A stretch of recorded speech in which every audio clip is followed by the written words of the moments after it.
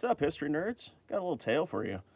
So, back at the start of World War II, the very start, as far as the United States is concerned, yes, it was going on for several years prior to that, but when Japan finally reached out and, in a bit of aggression because we wouldn't sell them oil, uh, touched our boats, attacked Pearl Harbor. And the Navy didn't really see this as a good thing or a sportly thing or a friendly thing, so they sent the United States Marine Corps out to take some of their islands, to kick their shit in, to really teach them a lesson of not touching our boats. Unfortunately, the interwar U.S. Marine Corps, well, the interwar military just in general, was really ill-equipped to fight a war. We had just come out of, the interwar period, the Great Depression. We definitely saw this on the horizon, but we really didn't have the political willingness to arm up our military, because it might provoke more of a war. Well, when the war actually came to our shores, we had to go do something. And so the Marine Corps, unfortunately, and well, I mean, it's kind of true to this day, kind of gets the Army sloppy seconds. Um, they really couldn't get the latest and greatest, the M1 Garand rifle, because all production was going towards gearing up the Army. They really couldn't get Thompson submachine guns because the production was going to the Army. And we were still in the era of big, heavy, kind of World War I, if MP-18, big, heavy submachine guns. So they looked on the open market for just about anybody who would sell them guns, and they found a hit with a company called Harrington Richardson, which made a civilian 45 ACP submachine gun. Yeah, that used to be a thing. Reagan was terrible for all of us, right? That whole closing the machine gun registry. But back in the day, you could actually get a civilian submachine gun. They had them in the Harrington Richardson M50. But it had a really weird manual of arms. Really weird. I mean, so they developed this guy. This is a Harrington Richardson M65. It's a Reising pattern of semi-automatic rifle. This is not a submachine gun. However, it does do the one really cool trick that people are, if you know about the M50, you know about the one really cool trick, and that is the bolt is opened via a plunger in the bottom of the stock. This was kind of, there really was no standardization to a lot of firearms development back in the day, but as far as making something that had a plunger cocking handle, it had been done. Browning did it a couple of times.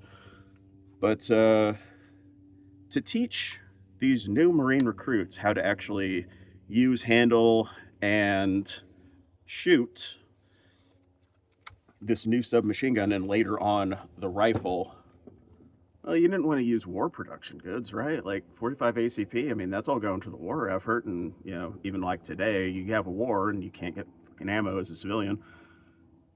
Don't really want to start them on 30-06 because it's a big, heavy rifle caliber, and starting on something like that will tend to give people the yips. They flinch. It's really not ideal. So we start out with 22 caliber. And this thing is really cool because it has, this magazine specifically, has two little witness holes. So one is 8 rounds, and one is 10 rounds. It's like, well, this is 10 round capacity. Why the hell would you have one for 8? Well, this rifle was also used to train with, or as a kind of a stand-in trainer for the M1 Garand.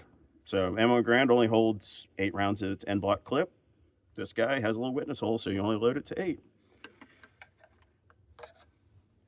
This thing is weird. Like, it looks like a tube gun. You'd think, what is it open bolt? No, it's definitely closed bolt. Does it have a hammer? Does it have a striker? What? You'd think normally it would be like a striker or something, but no, this thing actually has like a slide hammer. It's like a cylindrical mass of steel that when you pull the trigger, it releases this. It goes up, chunks, shoots the round, and gets reset back. So for a closed action, not really locked, it's blowback. But for a not open bolt weapon, it actually has a little bit of delay in it from when you pull the trigger and it actually goes boom, like an open bolt submachine gun. So, it's topped off with kind of USGI style, the three prong front sight, like most of our rifles have had for like the last 100+ years. And it has a Redfield kind of civilian target aperture sight on it. And if you're wondering what this is a bolt hold open. It works when it wants to. And it has a safety here in the same position where an M50 has a safety. But this little civilian aperture guy, I've taken this thing out to like 150 yards. This thing is dead on balls accurate. This thing is way more accurate than it has any right to be. But let's see how she runs.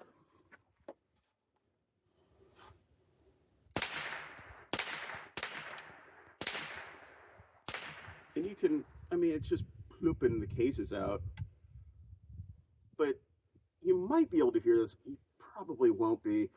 But there's a slight delay between when I actually pull the trigger, you hear ka-chunk of that hammer going forward, and actually hitting the rim of these rimfire cartridges.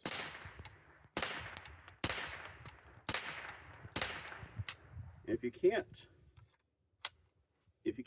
see it, or if you can't hear it, you can definitely feel it. Like there is a noticeable delay. Like it's just like I said before, it goes ka-chunk. And to get the magazine out, you have this honestly very, very dumb little piece of sheet metal. And the thing is, like that little piece of sheet metal for the mag release, that kind of is how the M50s rocked. Anyway, hope you learned something. If not, hope you enjoyed it.